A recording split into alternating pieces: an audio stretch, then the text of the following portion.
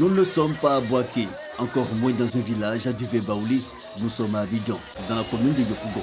Ici, loin de leur terre, les adeptes de Pakino recréent l'ambiance des terres lointaines.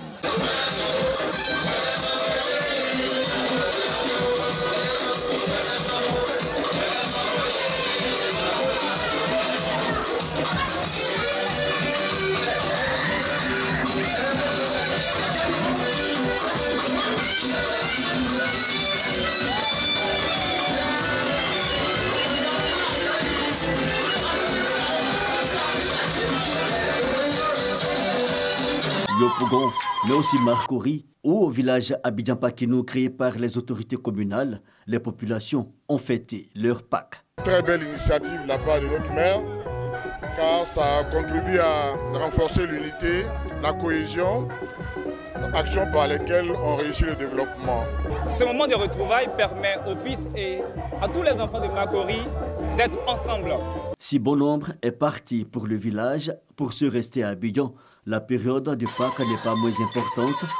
Même à Abidjan, elle donne l'occasion de parler projet. Et pour créer les conditions, tout le monde y met du sien. La fête de Pâques, il faut le dire, c'est une identité culturelle. Nous disons qu'en Pâques, c'est un rassemblement, un brassage de peuples baoulés qui se retrouvent en communion, de pouvoir partager et de pouvoir s'entretenir au niveau des projets de village, au niveau des projets de développement. Pakino, la fête ne se passe pas qu'entre Baoulés. Ici, dans cette cour, des amis de toute ethnie se sont retrouvés pour discuter et partager un repas. C'est un moment de partage. Nous sommes là entre frères, il y a longtemps nous nous sommes vus. Donc nous avons décidé comme ça de créer ce petit moment de retrouvailles afin de ensemble commémorer à notre manière à la résurrection du Christ. La fête de Pâques est un moment de retrouvailles entre chrétiens et non-chrétiens. Cette fête est consacrée aux réjouissances populaires et à des rencontres d'échange en famille ou en association.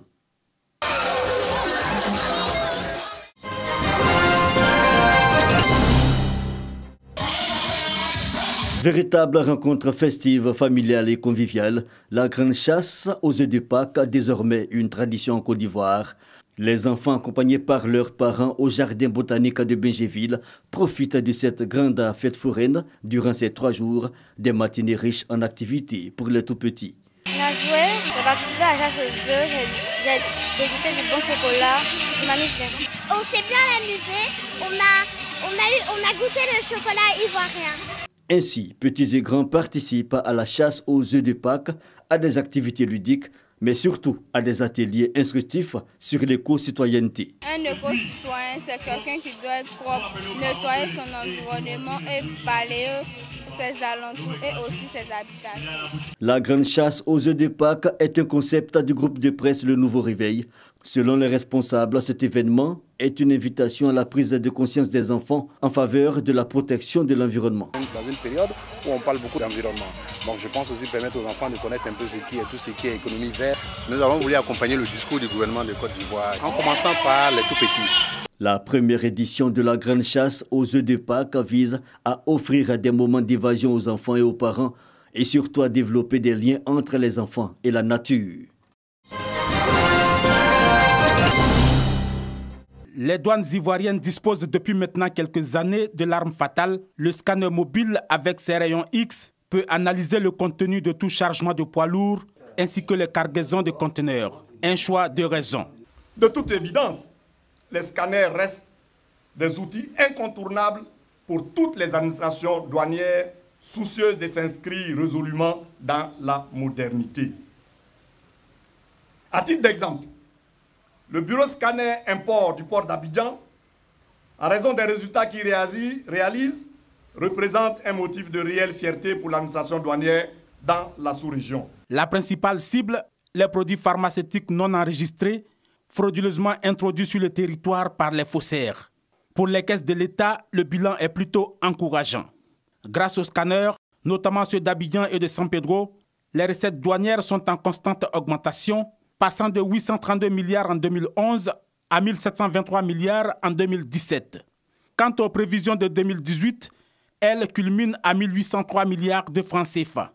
Il s'agit là d'autant d'éléments qui m'autorisent à espérer que l'appel à la mobilisation qui est lancé à l'endroit des vaillants soldats de l'économie recevra un écho favorable qui se traduira non seulement par un accroissement soutenu des recettes en vue de financer le développement de notre pays, mais également par le renforcement de la saine concurrence. Pour rappel, la République de Chine est le principal constructeur des scanners installés dans les différents corridors douaniers ivoiriens.